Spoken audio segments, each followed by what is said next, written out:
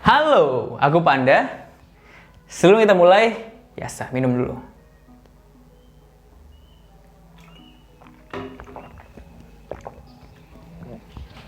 Oke, kalau misalnya kalian tadi ngeklik video ini, berarti kalian penasaran kan? Apa benar tuh? Semua chef itu sama, kayak Chef Juna, teriak-teriak yang bahasa-bahasa kasar dan lain-lain, oke? Ini aku bakalan kasih tahu dari pendapat aku pribadi dan pengalaman aku pribadi. Oke? Langsung aja kita mulai. Jadi, kalian mungkin sering ngelihat kalau misalnya seorang chef itu harus kasar, arogan, suka drama, marah-marah gitu kan. Dan mungkin kalian bertanya-tanya, itu settingan atau beneran gitu. Dan kalau misalnya emang iya, kok bisa kayak gitu? Kenapa? Pasti ada penyebabnya kan. Nggak mungkin kayak tiba-tiba dia gitu aja, itu kan ada gilanya berarti kan. Tapi kenapa hampir semua kayak gitu? Gini ya, yang mau kasih tahu dulu, mungkin ada banyak faktor yang membuat chef itu jadi seperti itu. Jawaban yang paling logis adalah nggak semua restoran seperti itu. Aku bakalan jelasin detailnya. Cuman aku bilang, tapi ada restoran yang seperti itu. Contohnya restoran ala carte. Ala carte itu, oke, jadi ala carte itu adalah sebuah restoran kalau misalnya nggak perlu reservasi. Jadi kayak kalian datang, kalian pesan menu, kalian order gitu. Nanti makanannya datang. Jadi di situ kita pesan, di situ makanannya datang. Kayak gitu. Bayangin coba, satu orang, oke, nggak ada masalah, gitu kan. Datang menu masuk, buat masak selesai. Bayangin kalau 50 orang secara bersamaan dan satu meja itu ada 4 orang yang makanannya beda-beda. Dan mungkin ada request kalau misalnya dia alergi, ada yang mungkin ada diet, dan ada yang mungkin mau makanan halal. Bayangin coba 50 orang sekaligus masuk orderannya. Apa yang kalian pikirin, apa yang kalian lakuin, bagaimana perasaan kalian ketika kalian megang semua orderan itu dan menginstruksikan kepada semua staff-staff yang ada, dan makanannya setiap orderan harus keluarnya barengan. Itulah kenapa seorang chef suka marah-marah. Sebenarnya bukan marah sih, lebih ke tegas aja gitu. Kayak makanan itu harus perfect. Seorang chef itu menciptakan makanan untuk dijual, dan apa yang dia masak itu harus sama staff yang masak. Jadi kalau misalnya ada yang kurang dan tekanan-tekanan lain itu, otomatis ya naturally lah pasti kita emosi atau gimana, karena terlalu banyak tekanan kan. Dan kita harus bisa mengontrol itu supaya tetap on time dan lain-lain. Dan aku pribadi ya, sampai sekarang masih belajar untuk handle orderan banyak sekaligus. Karena itu lumayan rumit. Enggak, itu butuh banyak pengalaman sih. Itu sangat butuh pengalaman. Harus cepat belajar juga. Karena itu lumayan kayak kita harus komunikasi sama banyak orang gitu. Satu menu tuh ada beberapa orang yang ngerjain, jadi kita berapa menit, aku berapa menit, harus kayak teriak-teriak gitu lah. Tapi seru, jadi itu serunya. Jadi kalau misalnya di kondisi itu wajar seorang chef itu marah-marah. Oke, kalau misalnya lagi ada tekanan-tekanan itu. Tapi kalau nggak ada tekanan, kenapa dia marah? Terutama di sebuah kompetisi yang itu juga nggak masakan dari chefnya gitu, itu masakan dari pesertanya. Agak aneh sih sebenarnya. Karena kalau menurut aku pribadi, karakter marah-marah itu lebih ke personal sih. Kalau misalnya itu dicap kalau semua chef itu seperti itu, enggak. Kenapa? Karena aku udah buktiin. Ini aku cerita true story ya, di restoran aku ya. Jadi aku kerja kan kemarin. Habis itu, chefnya itu eksekutif chefnya. Buat kalian yang pengen follow, chef aku mantep loh. Idola. Bahkan laki-laki suka sama dia. Ini aku tag nih, namanya Jeremy Hunt. Dia orang Afrika Selatan. Oke banget sih. Chef paling keren yang pernah aku ketemuin. Lihat aja. Oke.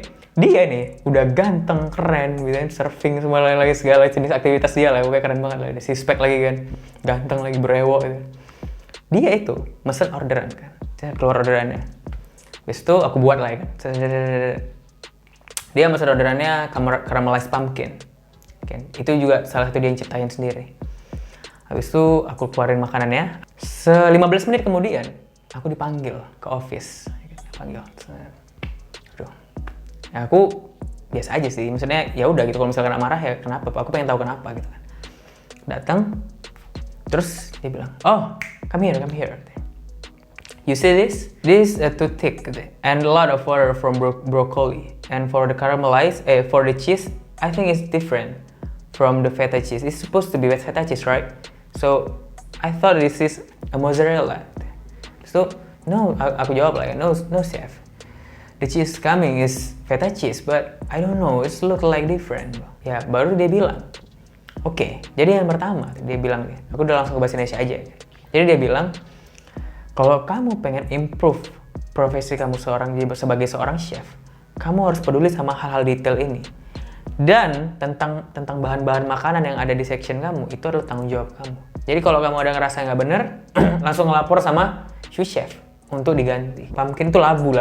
Jadi labunya itu ketebelan, jadi tengahnya itu nggak terlalu matang, cuman nggak mesti dingin karena terlalu tebal.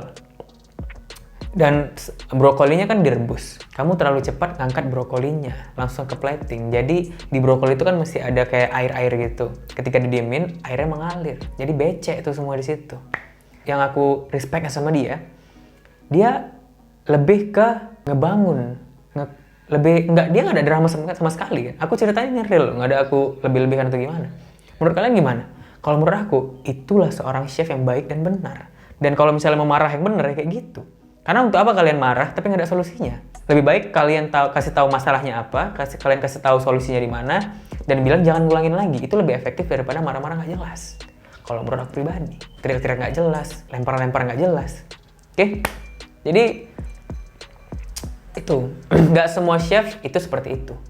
Bahkan kalau misalnya nggak di kondisi-kondisi kayak aku bilang tadi, nggak di kondisi chaos, biasanya chefnya biasa aja sih, kayak ya udah biasa aja gitu. Kadang juga salah satu faktornya selain yang itu tadi, selain sebuah tekanan dari orderan dan lain-lain, adalah tekanan atasan atau tekanan pekerjaan. Karena seorang chef itu harus bisa menghandle nggak cuma sebuah makanan aja. Jadi dia menghitung sebuah food costingnya, budgetingnya, masalah keuangan dan lain-lain. Habis itu hidangannya itu cocok nggak sama pasarnya gitu. Jadi seorang chef itu nggak cuma masak aja kalau untuk di sebuah industri. Dia harus mikirin banyak hal.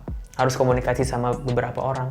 Kalau misalnya mau upgrade menu harus banyak yang dipertimbangkan. Jadi kemungkinan dia bakalan stres atau ada tekanan-tekanan kalau misalnya makanannya ada yang kurang atau gimana dari atasannya atau dari owner. Jadi ada banyak faktor kenapa chef itu bisa marah-marah gitu. Dan buat kalian yang nggak tahu juga, aku udah pernah bahas tentang fine dining. Fine dining itu adalah sebuah restoran formal. Oke. Kalau misalnya konsep dari fine dining itu adalah open kitchen, kalau di tempat aku namanya Meja Kawi. Ada restoran di restoran tempat aku kerja di Seminyak Kudeta. Di dalam restoran itu ada restoran lagi namanya Meja Kawi. Itu restoran fine dining dan dia open kitchen. Dan itu tidak boleh berisik. Jadi chefnya itu nggak boleh berisik sama sekali. Karena ya ngeganggu ketenangan orang, karena orang mau tenang di situ, mau makan enak. Kalau berisik ya apa sih itu, orang mau ngobrol kok berisik gitu. Jadi tergantung restorannya juga. Jadi aku bilang nggak semua chef itu kayak gitu, nggak semua tempat juga kayak gitu. Itu lebih ke ya mungkin ada orang yang lebih gampang emosi, kan semua orang kan beda-beda juga. Jadi kita respect aja. Pokoknya yang paling penting, yang pesan yang mau kasih tahu adalah kalau misalnya jadi pemimpin, itu yang kayak Jeremy tadi itu keren kali, sumpah. Lebih ngebangun seseorang. Aku sampai sekarang ingat loh kata-kata dia, karena itu keren gitu. Jadi buat kalian yang juga yang mungkin ada pemimpin di sebuah restoran atau kalian kerja atau kalian bakalan mau jadi ke depannya mau jadi pemimpin atau gimana, contoh si Chef Jeremy. Oke, itu yang mau sampaikan hari ini. Jangan lupa juga follow aku di @givanda and jangan lupa juga di @sokofood. Cukup sekian and until soon.